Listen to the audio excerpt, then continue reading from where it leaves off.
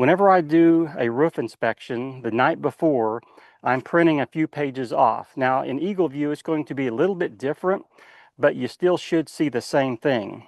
And so if you look at the PDF copy, what I'm printing off is page 24, and it has the dimensions of the roof. Now in Eagle View, like I said, it'll have a similar report, but it probably won't be page 24, it'll be something else. And the other one I'm printing off is this roof pitch report. And I'm taking that with me on the roof. And so the natural question is, well, why do you do that? Okay, if you're looking at this entire house and it has gutters, or maybe it has some fascia missing, maybe it has some fascia missing on the back. Well, I'm not going to measure that eave. I'm going to get my measurement from this report right here. And so as I'm doing my scope around the elevations, I'm going to have my scope sheet here, and I'm just going to flip back to it and say, okay, we got damage to this back gutter, 27. Then as I move around the house, I'm going to have these measurements. I'm not going to measure really anything as we go around the house. And I don't measure downspouts. What I do is I add 14 feet for every downspout on a one-story home. Most one-story homes, what I do is you figure from the ground to the eave, or where this elbow is, it's about 8 to 9 feet.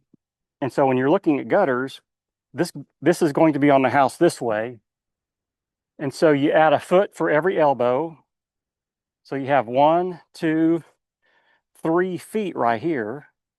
Then you have usually a foot in the middle. So you got 1, 2, 3, 4, and then you add 8 or 9 foot for this run here. Now I'm not sure where this came off from, but this is a lot shorter in a normal house. I'm just going to do 14 feet.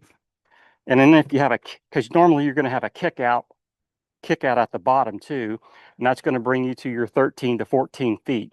Now, if you have a 4-foot kick out, a really long kick out, then you'll want to make sure you add that extra linear feet. But honestly, when you're going around a house, me personally, I'm not measuring downspouts. If I see one dent on it, I'm moving on to the next one. And the other thing too is well, I shouldn't say you don't, but depending on what carrier you work for, they probably don't want a picture of every single downspouts.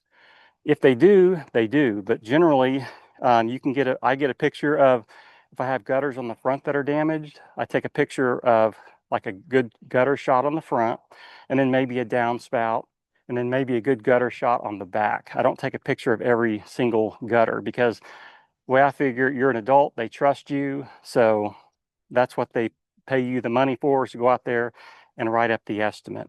Now, where you would get in trouble is if you take a picture of the gutter trough and you're paying for downspouts, they would probably want a picture of a downspout. Even though gutters and downspout are kind of together, I would take a picture, at least one picture of a gutter shot, and then one picture of a downspout shot.